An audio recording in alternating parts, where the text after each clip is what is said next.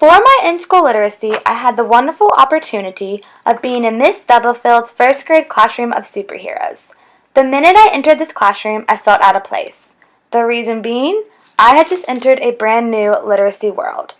The first day I walked in, I observed the little literacy things, such as the way the desks were arranged, the shelves in one corner filled high with tons and tons of different types of books, the Rainbow Readers Bulletin Board with initials of each student and what level of reading they were currently on, and the expectations and posters that covered the walls.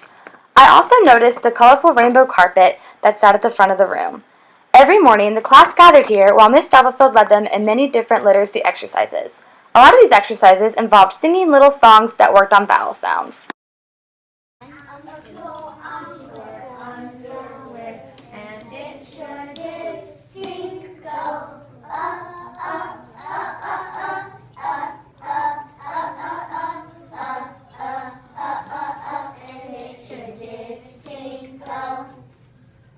I also sat on the carpet with the students and observed them doing many exercises that involved digraphs, a popular thing that beginning readers must master. One of the many lessons I observed was with the digraph SH. One way they worked with this digraph was by looking at a whole book together on the smartboard, an example being Shelley's Shell Shop. Here, each page of the book would flash up, and Miss Stubblefield would invite the students to come up and underline where they saw the digraph in words. Towards the end of the book, Miss Stubblefield was encouraging the students to find the tricky digraphs, the ones found at the end and in the middle of words instead of just at the beginning. I found this to be a really great and engaging exercise for the students. It got them to not only work on recognizing the digraph, but also as a way the students got to see how it is used in text.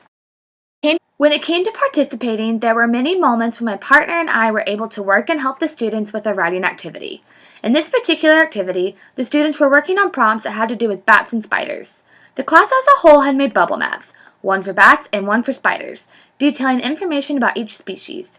Afterwards, they made a final bubble map comparing what is the same and what is different about the species. The students' instructions were to write a prompt about bats and spiders. Miss Stubblefield kept the bubble maps up around the room for the students to use as a reference. They were given a blank bubble map of their own for them to fill out, showcasing what they had learned. From there, they used their references to write a paragraph and draw a picture to go with it. My partner and I were able to participate in this literary experience with the students by going around and helping each individual student and talking through with them what they were working on. By helping them sort out their thoughts into words and also showing them how they can use references they already have to come up with something brand new, it was really fun to work with the students and see them showcase their awesome writing talents. Once all the students have completed the activity, the class is invited back to the carpet. A couple students are picked to share their pieces with the class. This allows the students to share their literary accomplishments with the class, as well as allow the students to have more confidence in their abilities. In terms of analysis, in these writing activities, the teacher controls the text. Although the students are writing individual prompts on their own, they are using the information and knowledge they collaborated on together as a class for their references and ideas. Information that was mainly controlled, gathered, and led by the teacher. The text in these literary activities are the bubble maps made and the prompts the students write. The bubble maps get both written and read, while the prompts are simply written by the students. The main key vocabulary in this literary community is always the students' vocabulary words for the week, as well as their word wall words that are taped to the wall of the classroom. The students are always encouraged to try to incorporate these words into their writing activities. The skills that are necessary in this literary community are to be active listeners, participate, and to share with others. Since the desks are arranged in groups, the students tend to talk or share with one another about their work, and oftentimes Miss Stubblefield gives instructions to share with a partner, and for the partner to say one good thing about the work and one thing they think could be changed.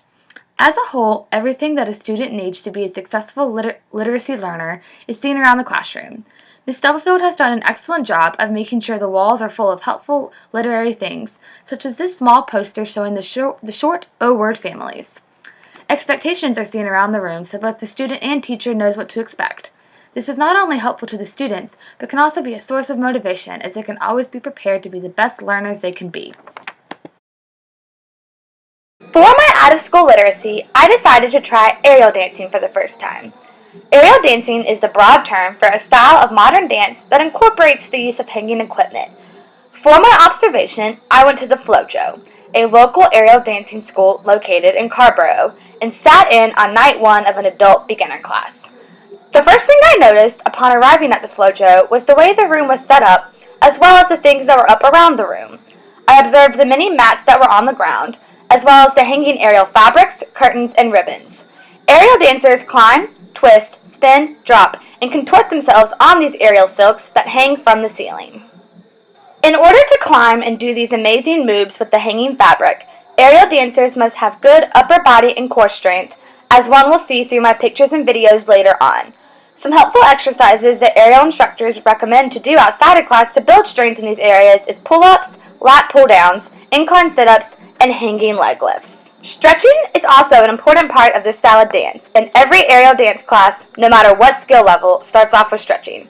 This loosens up the muscles in all parts of your body, allowing for better flexibility while dealing with the difficult dance moves. In order to fully understand and participate in aerial dance, I first had to learn about some basic aerial moves. During this class, I would observe the instructor show a move and then participate myself by trying the move. Before trying any moves though, we first had to become comfortable with using the aerial fabric.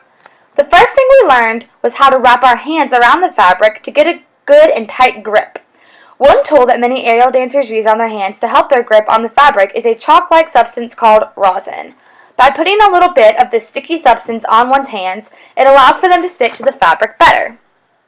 Once a little rosin is on, you get a good hold of the fabric by wrapping your hand around it, pulling the tail or remainder fabric that is hanging at the bottom, dipping your hand under that and grabbing above. This is done so that the dancer has a safety grip. Once we had our wrist locks on, we stretched our arms and back by extending our arms forward with the wrist locks and then back again.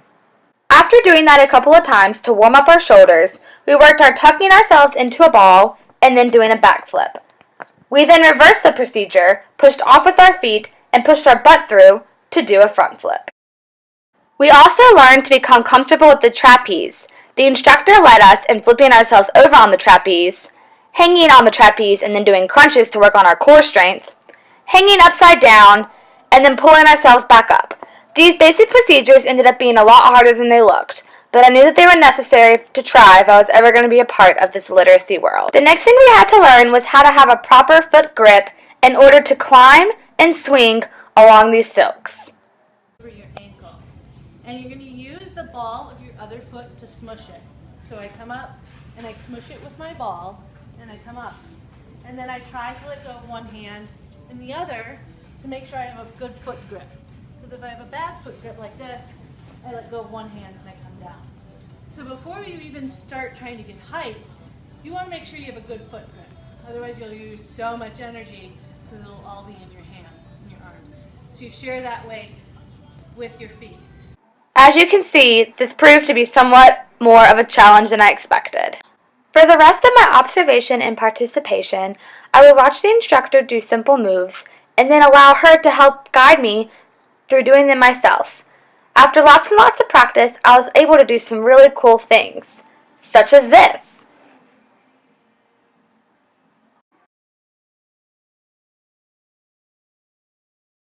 In terms of analysis, in this literacy community, the text seems to be the dance moves made up and the performances written.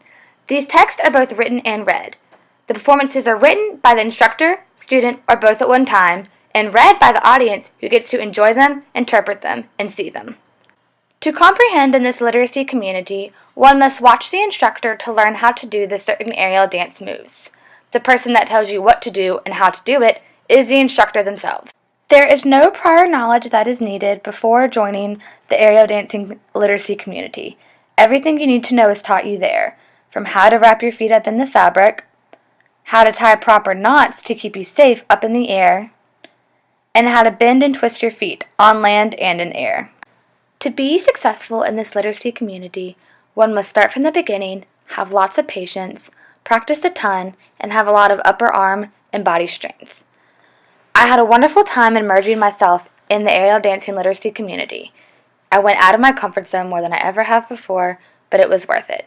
It was a new type of exercise, a new way of dancing, a new way of looking at literacy. A huge thank you to Miss Stubblefield's first grade classroom of superheroes in the FlowJo Dancing Studio in Carborough for making this project possible.